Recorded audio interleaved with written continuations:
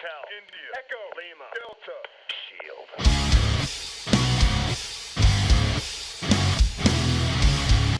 Welcome back to the BMF Wrestling Raw Review. I'm your host, Violent, aka the Violent One, aka the most violent of violence, aka the boss.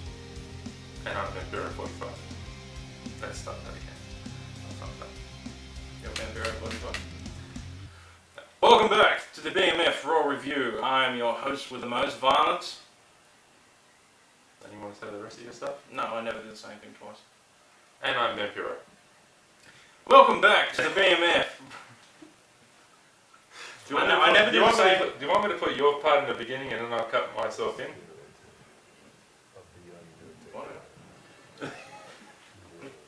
No! Alright, just start again. We'll do it. Welcome back to the BMF Wrestling Review Raw fucking. Now I'm catching your fuck up disease.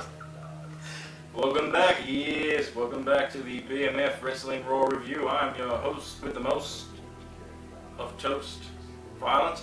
And I'm Vampiro. And we are BMF Wrestling. That's right, there's only two of us. We call us as BMF Wrestling, but there's only two. Fuck us. Let's just continue on, dude.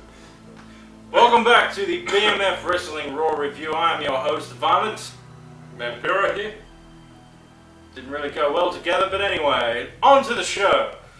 Now, I've got a big question, and this is regarding to what happened on Raw as well. Why in the flying fuck is the IC belt not being defended on the WrestleMania card?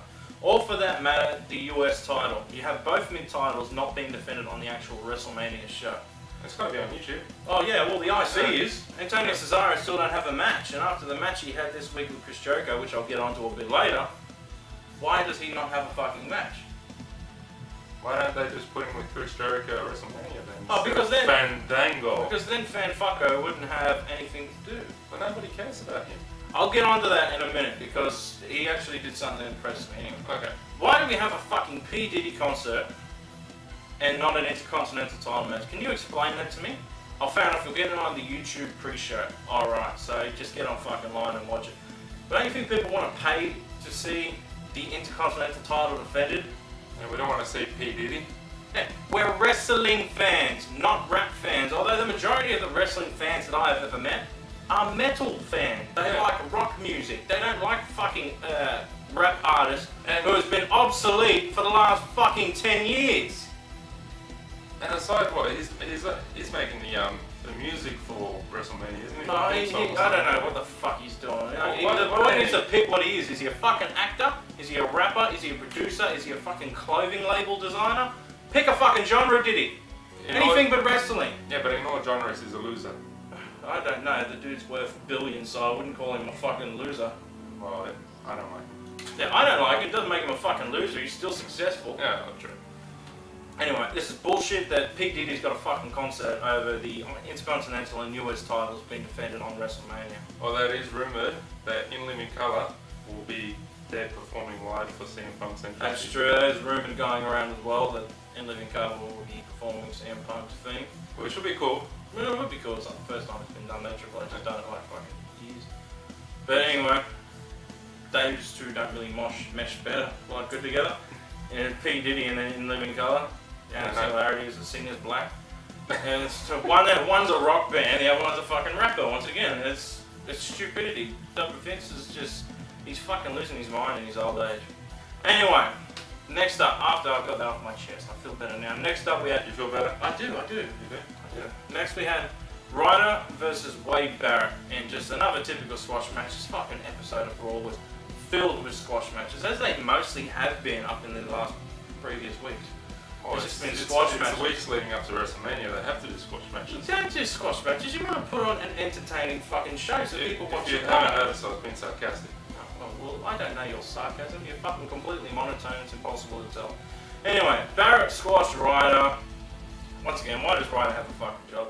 The dude can't even get boots that matches his tights. You know that? You notice that? Have a look next time you see Zack Ryder. He's in his new ring gear with the whole push me on the back. I'm sure he likes having his shit pushed in. Anyway, he's still wearing his old purple boots with his new red and black attire.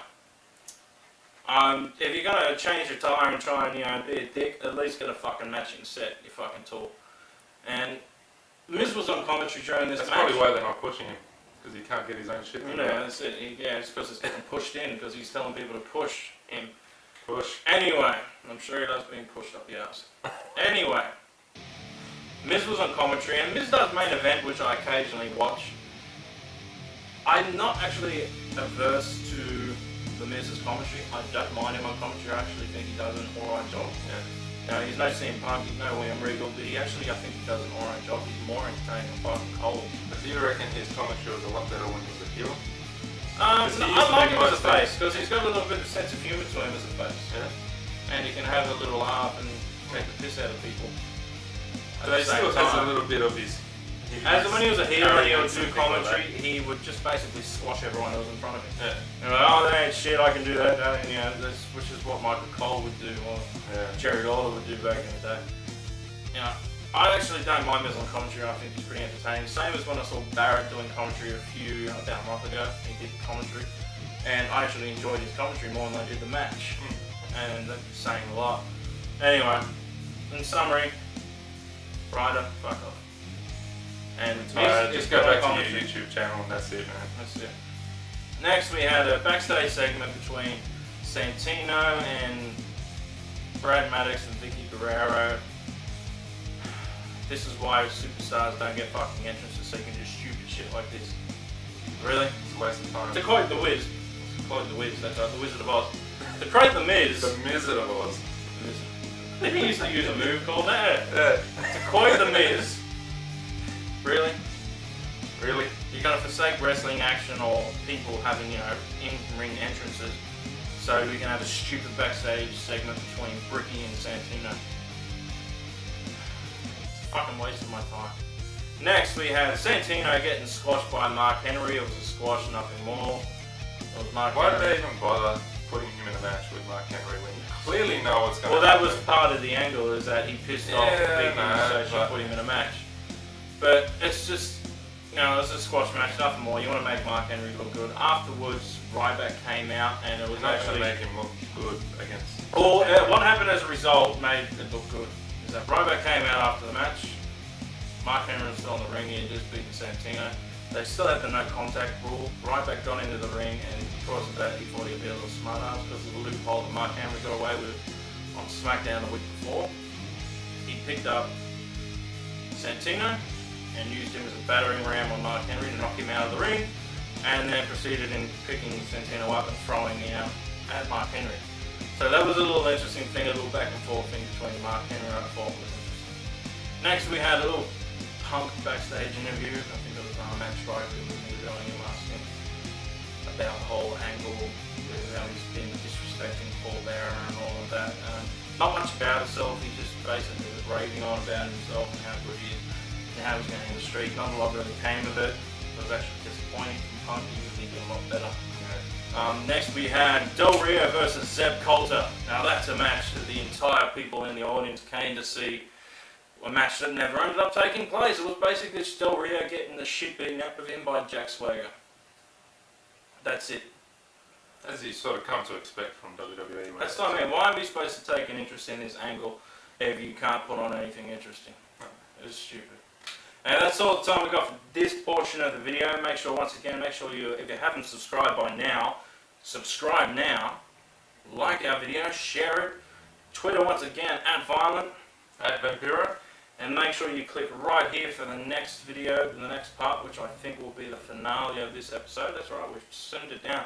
That's how bad this week's Raw is. It's not taking, an hour to do the review. It's only taking about 30 minutes. So make sure you click on the video. The same amount of time they do with wrestling. Yeah, that's the amount of I actually have of actual wrestling. So make sure you click right here, right where my hand is. This will lead you, no, where my hand is, not yours. I'm not going to put my hand on top of yours. Do you don't want to touch hands? No. Anyway, click right here, take you to the next video. If you haven't watched the previous one, make sure you go back and like that one. In summary, we'll see you on the next clip.